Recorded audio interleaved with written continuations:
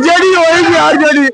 पंचायत का अध्यक्ष बदलता है, प्रखंड का अध्यक्ष बदलता है, जिले का अध्यक्ष बदलता है, प्रदेश का अध्यक्ष बदलता है, मगर राष्ट्रीय अध्यक्ष कहाँ बदलता है। राज्यों में जाते हैं तो लोग बिहारी बुड़बक कहता है, सामूहिक बुड़बक कहता है।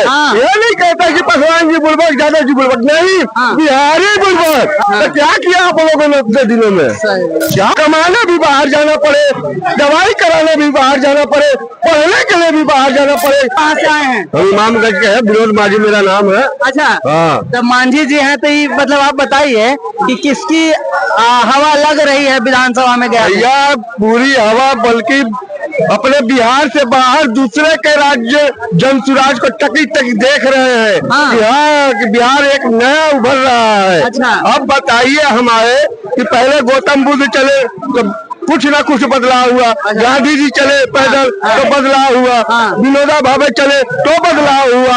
एक प्रशांत किशोर का पदयात्रा व्यवस्था परिवर्तन के नाम पे है। निश्चित ही बिहारी हमारे जगेंगे, क्योंकि जगना पड़ेगा उनको।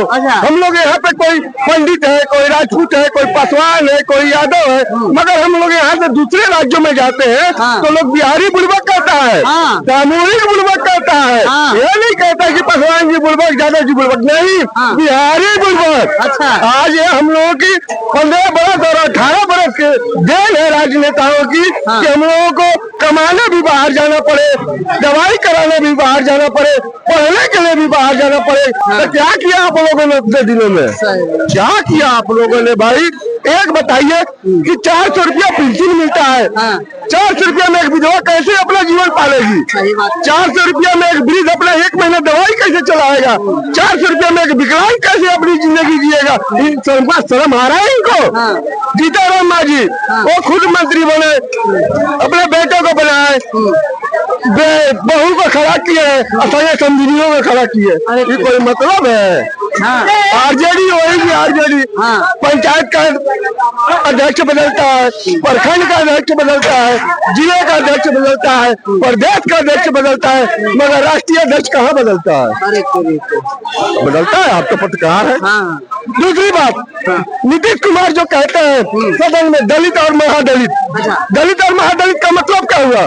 दलित और महादलितर, दलितर और महादलितर है। उनको नीतीश कुमार इस बात को सबक सीख ले कि ऐसा कहने से उनका काम नहीं चलेगा। उनकी भलाई इसी में है जो अपना रिटायरमेंट ले और सम्मान की जिंदगी जिए। अच्छा, आप बताएं कि आप मांझी समाज से आते हैं और इमामगंज क्षेत्र से आते हैं। आपके यहाँ इमामगंज से जीतनराम मांझी जीत रहे थे, अभी वो सांसद बन गए, जनता ने उन पर विश्वास जताया, तो फिर इतना क्रोध में आप क्यों हैं? आप तो उनके जात भाई हैं, तो उनका समर्थन करना चाहिए। बता, आप दूध देते हैं, अपने पटीदार को भी अगर बेचते हैं तो दूध का मूल्य उतना ही पैसा लेते हैं। अच्छा। किसी दूसरे को भी बेचते हैं तो उतना ही मूल्य लेते हैं, तो फिर कहाँ से भाईचारा?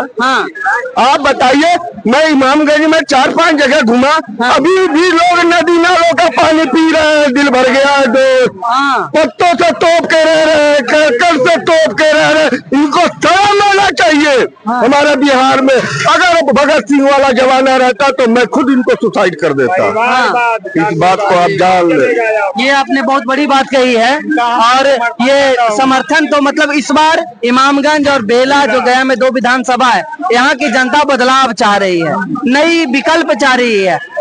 यही बोलने का मतलब है आपका? जी, हमारा बोलने का मतलब यही है कि भाइयों, जब जब महापुरुष पैदल चले हैं, निश्चित ही बड़े तौर पे बदलाव हुआ है। मैं अपने तमाम बिहारी भाइयों से कहूंगा, समझे, हम लोगों को इतना मजबूर कर दिया है कि कोई भी आवासीय कार्यालय पे जाए, कोई भी सरकारी कार्यालय पे जाए, बिना पैसे काम नहीं होता। हम 2 भाई में झगड़ा होता है, सर फटा रहता है, थाने में जाते हैं तो बिना पैसे लिए पुलिस नहीं सुनता है। खेतों में काम करते हैं, कीचड़ पाकी लगा होता है, जाते हैं अस्पताल में तो देखते हैं डॉक्टर रेफर लिख देता है। जो आवास के लिए अपने जाता है, बिना 25 से 30 हजार रुपये दिए उसका आवास नहीं बनता। इस बात को आप समझ ले। आप भी बिहारी है भाई, मैं आपको भी विनती करूंगा कि जनसुराज को एक मौका दिया जाए दोस्त। जनसुराज व्यवस्था परिवर्तन महाअभियान, सेम वर्क सेम पे, पेट्रोलिंग पर शासन होगा, 1 नहीं 3 शिफ्ट होगा, जजों की नियुक्ति प्रखंड और पंचायत तक सुनिश्चित होगा। अच्छा, आपके अंदर इतना दर्द है आप जैसे बोल रहे हैं हमें महसूस हो रहा है कि बहुत दर्द आपके अंदर छिपा हुआ है, तो ये दर्द की वजह क्या है? दर्द की वजह है दोस्त, मैं पश्चिम बंगाल में जूट मिल में नौकरी करता था। मैं यहाँ आया, गांव में जब रहने लगा तो मेरी पत्नी का एक्सीडेंट हो गया। अच्छा। एक्सीडेंट होने के बाद हम सारे सरकारी अस्पतालों में गए, कोई सुविधा नहीं। हाँ।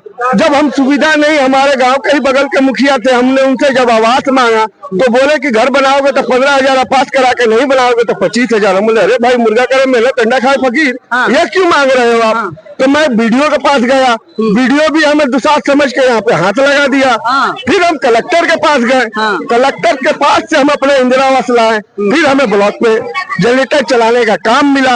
हम वहाँ देखे लोगों की दुर्दशा, जिसको थोड़ी सी अक्षर ज्ञान है वो अपना काम चला ले रहे हैं, और जिसको कागज की समझ नहीं हो रो रहे हैं मेरे भाई। हाँ। इस बात की हकीकत और सच्चाई है, चाहे अब जिस प्रखंड कार्यालय पे चले जाएं, यह मैक्सिमम सच्चाई है।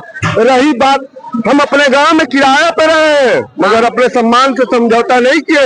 ये हमारे गांव वाले देखे तो हमको पैक्स में जिता दिए, हमारे दोस्त लोग देखे तो हमको विधानसभा में खड़े हुए थे।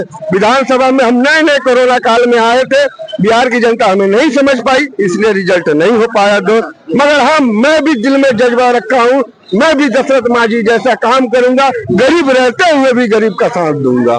मेरा यह नाम विनोद मांझी है दोस्त।